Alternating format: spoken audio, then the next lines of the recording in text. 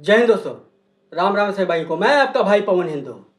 हमारे देश में अगर वक्फ बोर्ड है तो सनातन बोर्ड क्यों नहीं होगा? क्या नहीं होना चाहिए क्या? आखिरकार मेरे दोस्त, अभी हमारे देश में का जो माहौल है वक्फ बोर्ड को लेकर क्यों ऐसा होता जा रहा है? अभी अभी मेरे भाई आंध्र प्रदेश के जो डिप्टी सीएम हैं पवन कल्याण जी, उन्होंने जो अपना बयान दिया है, उन्होंने ये बोला है कि सनातन बोर्ड भी होना चाहिए। इसको लेकर मेरे भाई जो दूसरे समुदाय के लोग हैं उनके पता नहीं कहाँ कहाँ मिर्ची लग गई है और कहाँ कहाँ से धुआं निकल रहा है, उन्हें मालूम हो रहा होगा। तभी उन लोगों को बहुत जलन सा फील हो रहा है और उल्टा सीधा बात किए जा रहे हैं।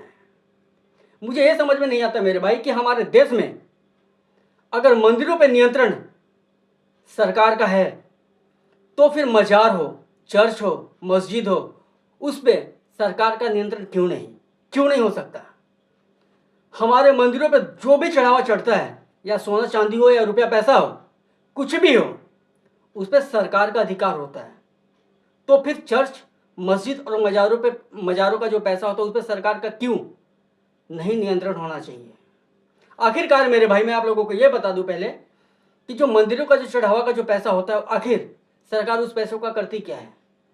तो सरकार मेरे भाई उस देश में, देश के लिए और जो आम जनता है उसके लिए उन पैसों का खर्च करती है।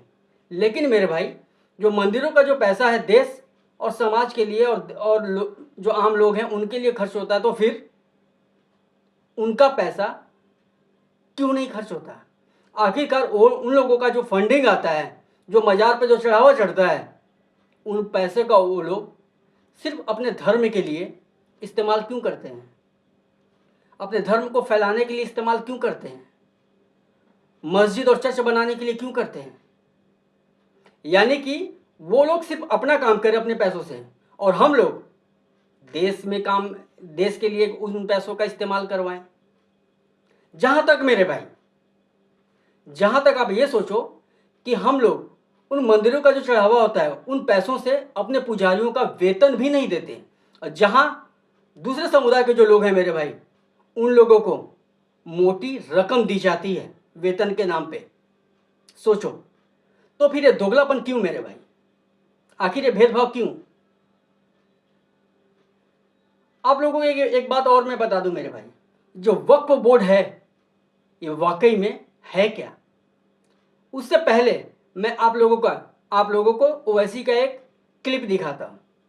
वो क्या कह रहा है आप वो सुनिए। अब ये कानून जब खुदा ना खास्ता बन गया तो ये 33,000 वक्फ की प्रॉपर्टीज जो तेलंगाना में है, इसमें 90% के पास डीड नहीं है, रजिस्टर्ड डीड नहीं है।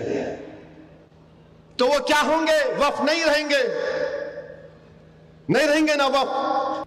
ये अगर कानून बन जाएगा, उत्तर प्रदेश में 1,21,000 वक्फ की प्रॉपर्टीज है, 1,12,000 के पास कागज ही नहीं है। वक्फ यूजर खत्म हो। तो सुना दोस्तों आप लोगों ने, जब उत्तर प्रदेश में ही जब 1,21,000 प्रॉपर्टी है, तो फिर जिसमें 1,12,000 का पेपर ही नहीं है, तो मेरे भाई फिर ये कैसे वक्फ बोर्ड का हो गया? कैसे हो गया फिर? अब इससे हम क्या समझें? ये वक्फ बोर्ड है क्या? ये लोगों का जमीन चुरा रहा है या लोगों के साथ में क्या कर रही है? सरकार का जो जमीन है उस पे अपना अतिक्रमण कर रहा है। क्या कर रहा है फिर वो? साफ साफ लफ्जों में मैं बोलूं मेरे भाई, तो इसका मतलब यह है कि जो वक्फ बोर्ड है ये भू माफिया है। जब पेपर ही नहीं है तो फिर ये प्रॉपर्टी वक्फ बोर्ड का कैसे हो गया? समझ में नहीं आया मेरे भाई। एक बात और मैं बता दूं मेरे भाई, दिल्ली में मंगलापुरी में शिव मंदिर और शमशान घाट पे दावा ठोकता है वक्फ बोर्ड की ये हमारा है। सोचो मेरे भाई कि जो वक्फ बोर्ड है 1971 में बना, और ये तकरीबन जो मंदिर है 50 से 60 साल पुराना है, मंदिर और शमशान घाट। और जहां तक मेरे भाई बाकायदा दिल्ली सरकार की तरफ से बिजली बिल भी आता है, वहां पे बिजली बिल भी आता है, सारा प्रूफ है। फिर भी वक्फ बोर्ड ये कहता है कि ये तो वक्फ बोर्ड का संपत्ति है। कैसे हो गया मेरे भाई? तुम लोग कहां से लेकर के आ जाते हो ये सब लॉजिक जो है? दूसरी बात मेरे भाई, मंगलापुरी में काली माता मंदिर है, उस पे भी वक्फ बोर्ड दावा ठोक रहा है कि ये हमारा है, जहां तक कि वहां का पूरा पेपर है। वहां के लोगों ने जिन्होंने खरीदा है वो गवर्नमेंट के थ्रू खरीदा है और बकायदा पेपर भी है। फिर भी वक्फ बोर्ड दावा ये ठोक रहा है कि ये हमारा है।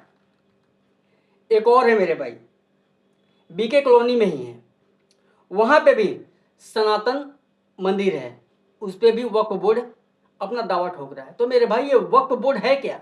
इनके पास कुछ भेजा उजा है भी या नहीं? तुम्हारे पास पेपर होते नहीं। 1971 में ये बोर्ड बना और जो 50-60 साल पुराना है, मंदिर हो या शमशान घाट हो, उस पे ये लोग दावा ठोक दे रहे कि ये हमारा है। पता नहीं कैसे हो गया भाई इन लोगों का जो लॉजिक है ना मेरे भाई, ये अलग ही होता है। कभी ये लोग मौलाना लोग बोलते बोलते ये बोलने लगते हैं कि धरती चपटी है, तो धरती नहीं घूमती, आसमान घूमता है। इन लोगों का अलग ही फंडा है मेरे भाई। इन लोगों को समझाओ, खुद बेवकूफ़ बनो। ये लोग कौन सी भाषा में समझेंगे आप लोग कमेंट करके जरूर बता देना। ऐसे लोग समझने वाले नहीं मेरे भाई, जुबानी भाषा में तो बिल्कुल भी नहीं ये लोग समझने वाले। आपकी क्या राय है आप लोग कमेंट करके जरूर बताना है मेरे भाई। और हाँ, हमारा सनातन बोर्ड जरूर बनेगा। ये तब मुमकिन होगा जब हम और आप और आपका साथ एक साथ होगा, तो जरूर ये बोर्ड बनेगा। अगर वक्फ बोर्ड रहेगा तो सनातन बोर्ड भी बनेगा, अन्यथा वक्फ बोर्ड भी नहीं रहेगा। जय हिंद, जय श्री राम।